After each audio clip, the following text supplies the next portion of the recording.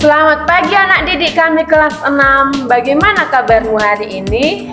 Semoga anak didik kami sekalian tetap dalam keadaan baik dan sehat ya. Hari ini kita kembali dalam pelajaran agama. Jika pada minggu yang lalu kita telah belajar tentang Nabi Elia, nah kali ini kita akan belajar tentang Nabi Yesaya. Sebelum kita belajar, maka seperti biasa kita berdoa terlebih dahulu. Mari anak-anak, siapkan hati dan batin kita karena kita akan berdoa. Mari kita berdoa. Dalam nama Bapa dan Putra dan Roh Kudus. Amin. Allah Bapa yang Maha Baik, Engkau sangat mencintai umat manusia. Engkau tidak mau membiarkan mereka hidup dalam penderitaan.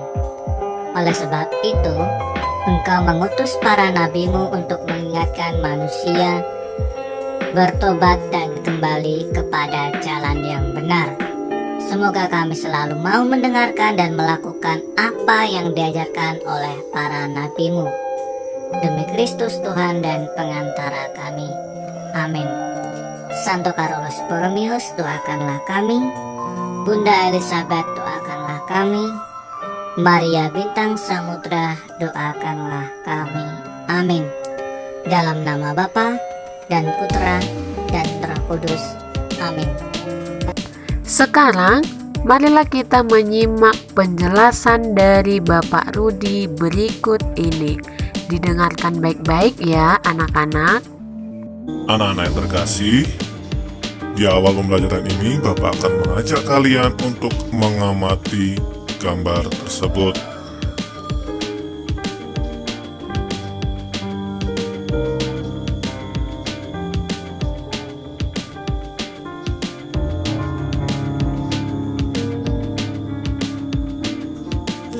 Ya anak-anak, dari gambar tersebut kita bisa melihat bahwa terdapat atau adanya ketidakadilan ya di dalam kehidupan kita sehari-hari. Nah, anak-anak, keadilan itu mempunyai banyak arti. Keadilan dapat diartikan keadaan ketika seseorang diperlakukan sesuai dengan hak dan kewajiban. Itulah pengertian dari keadilan. Nah, kita tahu bersama dewasa ini masih banyak ketidakadilan yang terjadi. Seperti yang kita lihat di gambar ini, bahwa terdapat ketidakadilan di dalam pendidikan maupun dalam kehidupan sosial. Nah, misalnya di bidang pendidikan, sosial budaya, dan kesehatan. Kemudian di bidang pendidikan terdapat sekolah rusak, putus sekolah, atau seperti yang kita lihat di gambar tersebut, tidak adanya memadai jalan. Nah, itu adalah di bidang pendidikan. Kemudian kita melihat di bidang kesehatan, terdapat diskriminasi orang kaya dan miskin. Kemudian banyak bayi meninggal karena ditolak di rumah sakit, dan lain-lain. Kemudian kita melihat dalam sosial budaya, terdapat kemiskinan, kemudian anak terlantar, kemudian terdapat isu SARA, dan lain-lain.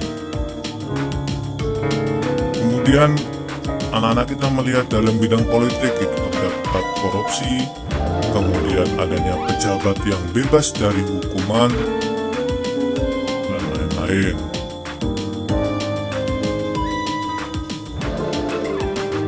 Anak-anak yang terkasih, kondisi masyarakat yang tidak adil ini membuat masyarakat miskin dan kecil itu menjadi tertindas dan tidak berdaya, apalagi dalam masalah hukum. Padahal kita mempunyai persamaan di dalam hukum.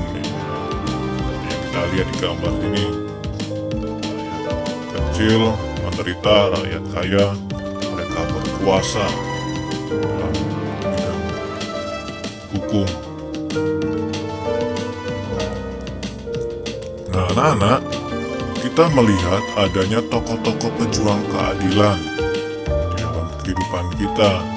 Kita bisa melihat gambar tersebut. Ini merupakan siapa yo? Iya, ini adalah Abraham Lincoln. Dia merupakan Presiden Amerika yang berusaha menghapus perbudakan terhadap warna kulit hitam warga di Amerika. Kita melihat selanjutnya, ini adalah Mahatma Gandhi yang merupakan pejuang keadilan dari India. Nah, kita bisa melihat di sini ada Bunda Teresa ya, dari Kalkuta, merupakan pejuang kemiskinan dari India juga. Kemudian kita melihat lagi ada Munir. Ya, ini adalah merupakan tokoh pejuang hak asasi manusia yang berasal dari Indonesia, yang saat ini kasusnya masih juga belum selesai atau masih penuh tanda tanya. Dia meninggal karena diracuni. Ini adalah merupakan tokoh-tokoh pejuang keadilan. Mari kita baca bersama-sama. Kira-kira 1 abad sesudah Elia, keadaan di Yerusalem dan negeri Israel agak maju. Tetapi kemajuan itu tercapai karena penderitaan dan pengorbanan rakyat kecil. Mereka dipaksa bekerja keras sehingga mereka hampir tidak sempat mengurus kebunnya sendiri. Dari hasil kebun yang sedikit itu, masih ditarik sumbangan untuk membiayai acara keagamaan dan apa saja, sehingga yang miskin semakin miskin, sedangkan yang kaya menikmati hasil pembangunan. Pada suatu hari, seorang pemuda pergi ke Yerusalem dan langsung menuju ke Bait Allah yang tidak pernah sepi. Pemuda itu bernama Yesaya. Di Bait Allah, Yesaya banyak mendapatkan penglihatan. Ia melihat Allah semesta duduk di atas tahtanya. Dikelilingi banyak malaikat yang bernyanyi, "Kudus, kudus, kuduslah Tuhan, Allah segala kuasa." Lalu Yesaya berkata, "Celakalah aku orang berdosa ini, karena mata saya telah melihat Allah Pencipta." Tetapi seorang malaikat mengambil bara api dari mezbah dan menyentuhnya pada bibir Yesaya sambil berkata, "Engkau sudah dibersihkan dengan api."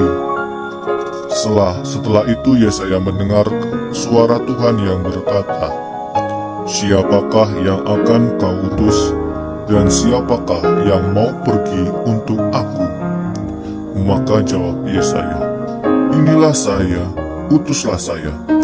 Lalu Allah berfirman, "Pergilah dan wartakanlah sabdaku kepada orang-orang Israel." Sejak itu Yesaya menjadi nabi Tuhan untuk menunjukkan jalan Tuhan bagi bangsanya. Ada kalanya ia harus mengancam bangsanya sendiri dan meramalkan malapetaka. Pada suatu hari, Nabi Yesaya dengan berpakaian kusut datang lagi ke Yerusalem dan langsung menuju Bait Allah. Ia membawa sebuah kecapi, alat musik kuno. Ia naik ke atas sebuah meja dan mulai memetik kecapinya. Perhatikan, orang yang ada di sekitar tempat itu tertarik kepada pemusik aneh itu. "Bapak-bapak dan ibu-ibu, saya ingin menyanyikan sebuah lagu tentang kekasihku." Lalu Yesaya bernyanyi, "Kekasihku mempunyai kebun anggur di lereng bukit yang subur.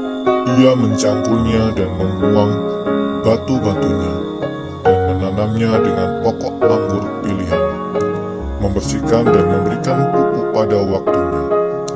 Ia memasang pagar di sekeliling supaya tidak ada binatang masuk dan dan merusak tanamannya. Bertahun-tahun lamanya ia memelihara kebun anggur itu dengan penuh perhatian. Ketika musim panen sudah dekat, ia menyiapkan tempat untuk memeras buahnya. Ia mengharapkan buahnya akan menghasilkan anggur yang manis. Tahu-tahu buah hasil kebunnya masam sekali, hanya dapat dijadikan cuka. Setelah kita mendengarkan cerita tentang Nabi Yesaya dan nyanyian kebun anggur, sang kekasih, mari kita melihat kembali PowerPoint yang Bapak berikan.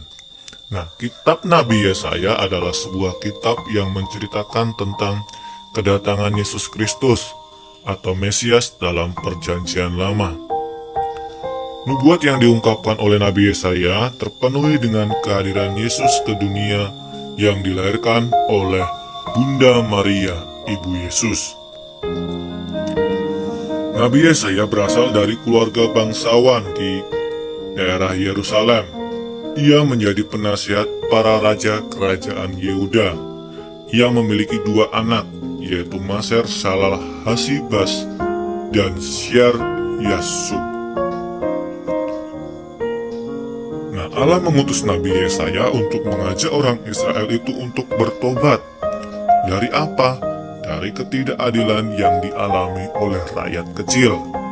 Kemudian Yesaya menyadarkan orang Yehuda agar percaya kepada Tuhan. Nah, kemudian Nabi Yesaya mendorong rakyat serta para pemimpin agar berlaku adil sesuai dengan ajaran Tuhan. Sebab umat Tuhan akan celaka dan binasa jika tidak mau mendengarkan Tuhan. Nah, kemudian Yesaya meramalkan datangnya perdamaian di dunia dan akan kedatangan seorang Mesias yang lahir dari keturunan Daud. Nah, walaupun pernah berkata bahwa ia adalah orang berdosa dan bernajis bibir, tetapi Allah mau mengampuninya dan membebaskan dia dari dosanya serta menjadi sarana penyambung lidah api. Ya. Ia ini maksudnya adalah Yesaya ya. Yesaya itu adalah dulunya orang berdosa dan bernajis bibir. Tapi Tuhan mau mengampuni dan membebaskan dia dari dosa. Nah, kata-kata Yesaya yang terkenal adalah, "Inilah aku, utuslah aku." Selanjutnya, setelah masa kejayaan bangsa Israel yang dipimpin oleh Raja Daud dan Salomo, bangsa Israel mengalami berbagai bencana karena tidak setia kepada Allah. Mereka menyembah berhala kepada dewa-dewa dari bangsa lain. Manusia seringkali jatuh di dalam dosa, terlebih jatuh ke dalam dosa yang sama. Nah, Tuhan sebenarnya tidak mau manusia itu sengsara dan menderita. Kemudian Tuhan itu mendatangkan kesengsaraan bagi manusia sebagai pelajaran untuk mendidik manusia. Ya, jadi Tuhan itu bukannya tidak sayang kepada kita, walaupun Tuhan itu memberikan kesengsaraan atau memberikan penderitaan pada kita, itu sebagai pelajaran untuk mendidik manusia atau mendidik kita. Maka Tuhan mengutus para nabi untuk menyadarkan manusia agar kembali kepada Tuhan. Nah, Nabi Yesaya lahir pada tahun 765 sebelum Masehi. Kemudian ia dipanggil menjadi nabi pada tahun 740. Kira-kira usia sekitar 25 tahun. Kemudian Nabi Yesaya itu berkarya selama 40 tahun di antara bangsa Israel. Nah, anak-anak, pada zaman Nabi Yesaya, keadaan bangsa Israel itu mengalami kemerosotan moral, terjadi ketidakadilan di berbagai bidang kehidupan. Misalnya, rakyat kecil menjadi tumbal kekuasaan orang yang tidak bertanggung jawab, bahwa termasuk penguasa masa saat itu. Demikianlah pembelajaran kita kali ini. Ibu harap semua anak didik kami dapat mengerti dan memahami tentang pelajaran kita pada hari ini. Marilah kita akhiri pembelajaran kita hari ini dengan berdoa. Bapa dan Putra dan Roh Kudus. Amin. Ya Bapa, sebagaimana Engkau